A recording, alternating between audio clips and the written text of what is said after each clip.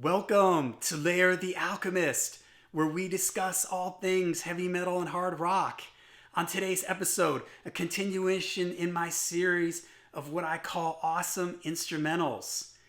These are songs without lyrics, without singing, that I think are really cool that you should check out and that I'd like to talk about. So, like I mentioned in my other videos, I'm a big fan of instrumentals. I think they add an interesting change to an album, an interesting dynamic. It gives the band a chance to stretch out a little bit, the guitar players and the musicians a chance to show off. So I've picked 5 more for you that I think are cool and that I want to share with you. So the first one that I picked is from Jethro Tull, their 1969 album Stand Up, and the song is called Beret. This is actually a melody written by Bach that Ian Anderson, the leader, flautist, guitar player, singer of Jethro Tull, takes and rearranges. And he does it in like a jazzy setting here. So he's playing the and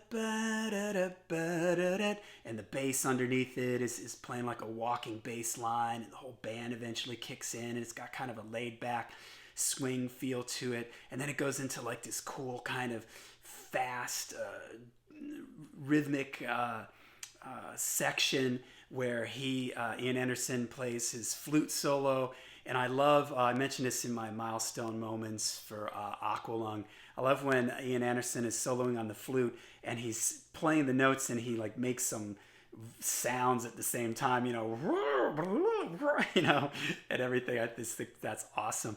Probably my favorite part of this song, and this is the bass player in me, but Glenn Cornick, the bass player in the band, he takes this awesome bass solo where everybody drops out and he starts off by playing like some chords, and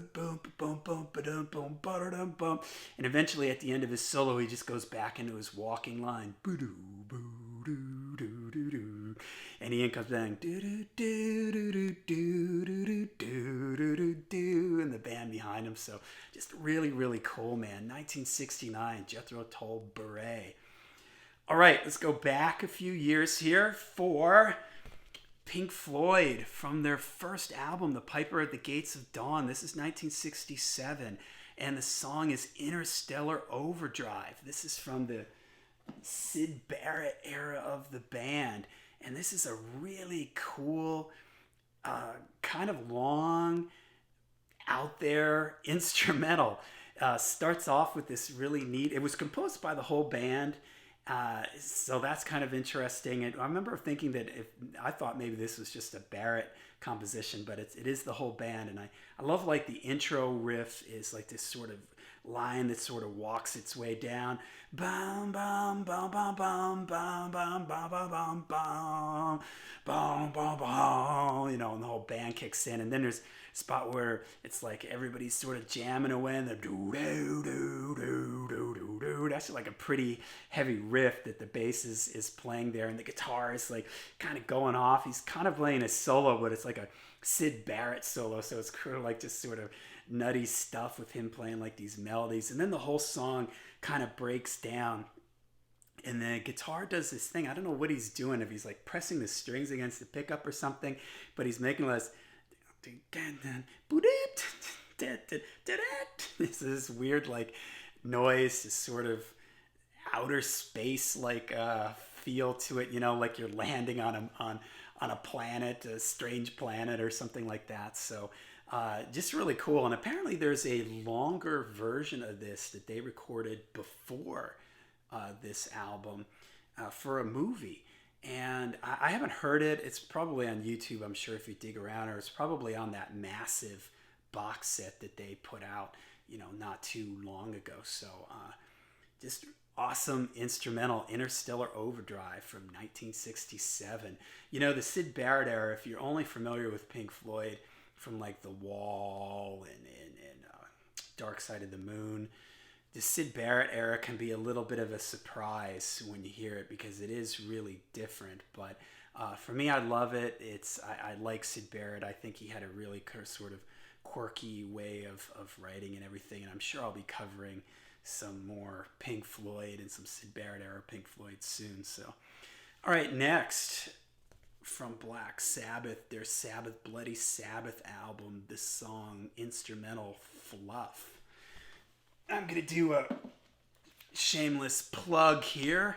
I do a Black Sabbath podcast with my friend Darren. You would recognize Darren from a bunch of the other videos that I've done. He's been in a bunch of other videos with me.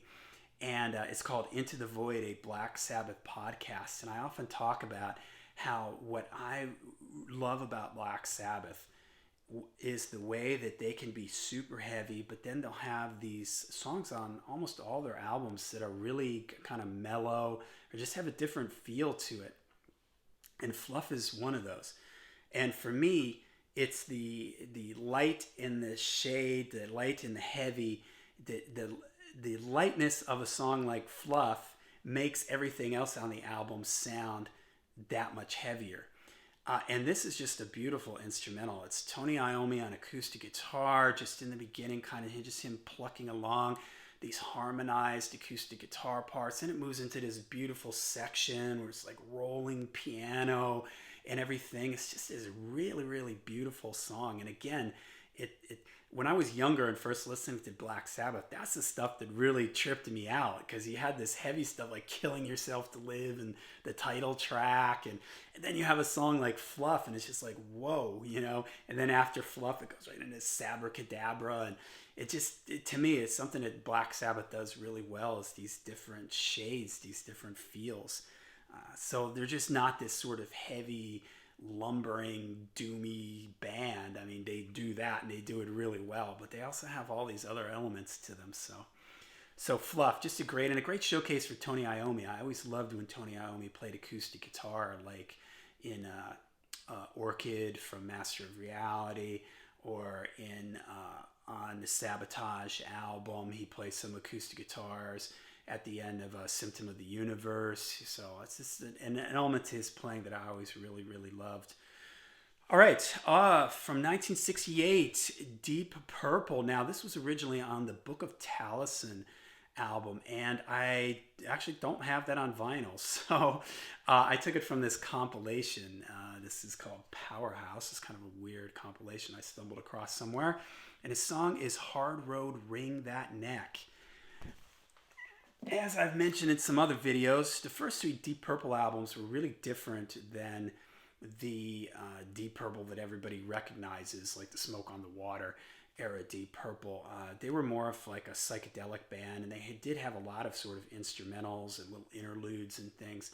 And this is one of my favorites because it's a jazz, it's a bluesy thing that Deep Purple, they do this very well. They take blues licks, but they sort of twist them around and make them their own. So like this whole ba-da-da-da-da, psh, ba-da-da-da-da, psh, ba-da-da-da-da, and then everybody in the song, John Lord gets to stretch out, Richie Blackmore gets to stretch out.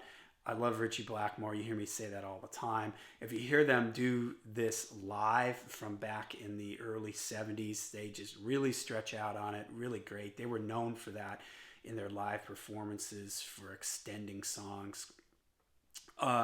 So just a really cool instrumental that I love, and you get to hear Deep Purple, such a great band, all great players, get to sort of show off a little bit, if you will. So Hard Road, Wring That Neck from 1968. All right, my number 5 here, my last one, is from the Almond Brothers. This is the Fillmore album, but the song is In Memory of Elizabeth Reed, which is on this album, but it originally appeared on the Idlewild South album from 1970. The Almond Brothers are a band that I haven't really talked about. I haven't talked about them at all on my channel, and I love the Almond Brothers, and this is a great album, and that, In Memory of Elizabeth Reed, is my favorite song on this great live album. It was written by Dickie Betts, the other guitar player in the band, along with Duane Allman. And it is a really cool, like jazzy blues type song. It starts off kind of mellow,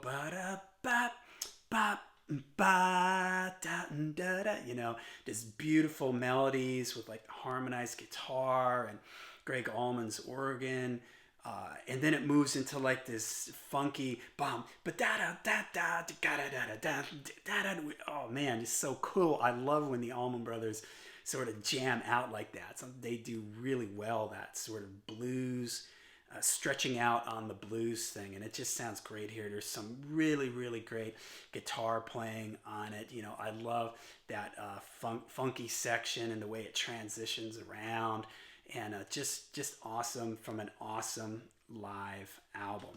So, all right, there you go. 5 cool instrumentals. You guys have been good about giving me some suggestions down in the comments. I think I can get at least 1 or 2 more episodes out of this with some more instrumentals. Keep them coming. Let me know some suggestions you have for some cool instrumentals. Make sure you hit like and subscribe. And until we see you again, make sure you stay heavy, stay metal.